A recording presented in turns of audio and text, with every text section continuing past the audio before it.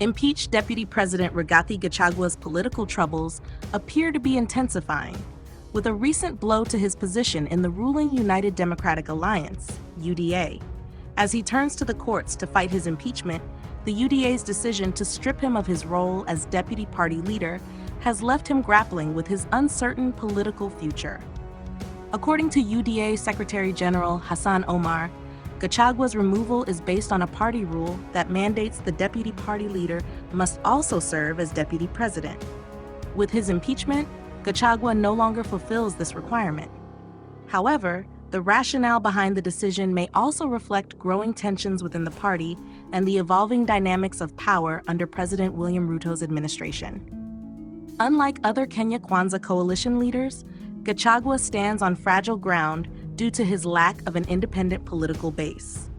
While co-principals Musalia Mudavadi, Moses Wetangula, Amason Kingi, and Alfred Mutua each entered the alliance with their own parties and signed a pre-election memorandum of understanding with President Ruto, Gachagua joined UDA without a formalized political backing. This absence of a personal party has left him more vulnerable, with no leverage to negotiate or counterbalance Ruto's influence within the coalition. The internal dynamics within Kenya Kwanza have arguably left Gachagua in a precarious position.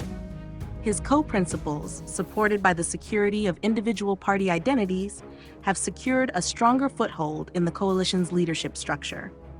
By contrast, Gachagua's lack of formal party representation has made it easier for UDA's leadership to sideline him without risking a fracture in the coalition. In a candid admission, Gachagua recently expressed regret over his decision to support Ruto without a political party to back him. Reflecting on his role during the election, he said, "As we went into the elections, nobody trusted him, Ruto. Mudavadi, Wetangula, Kingi, and Mutua demanded an MOU with him. I was the only one who trusted him verbally because we are Christians. We used to attend church together, and as a Christian, I believed a fellow Christian would never betray me or my people. We have made many mistakes in life and continue to learn.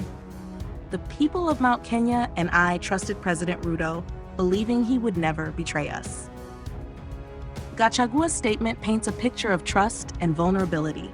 His approach was based on personal trust rather than formalized political agreements, a decision he now seems to view as a miscalculation.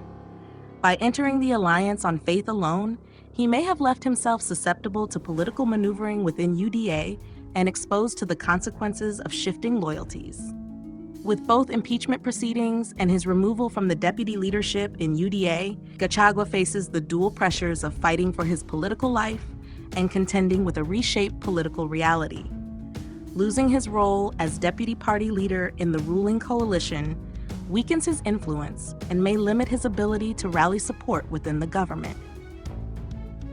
The timing of these actions raises questions about UDA's internal strategies and whether Gachagua's diminishing role is a calculated move to consolidate power around Ruto. Critics have noted that UDA's leadership might be attempting to create a streamlined chain of command, one that marginalizes dissenting voices or those without substantial political backing. For Gachagua, this scenario is a stark reminder of the volatility inherent in political alliances built without formal safeguards. In the coming days, Gachagua's next steps will be critical in determining his political future. Fighting the impeachment in court may offer a chance to reclaim his role, but his removal as UDA's deputy party leader suggests that the internal political machinery may already be moving on without him. The situation highlights a political lesson often echoed in Kenya's history. Alliances in politics are seldom secure without tangible foundations. For Gachagua, the road ahead is uncertain, marked by both the legal fight to overturn his impeachment and a challenging journey to regain influence within a party that seems increasingly inclined to distance itself from him. Whether he can navigate these challenges to make a comeback or is ultimately sidelined remains to be seen. As political watchers observe these developments, Gachagua's predicament underscores the risks of placing trust over formal alliances in the complex landscape of Kenyan politics.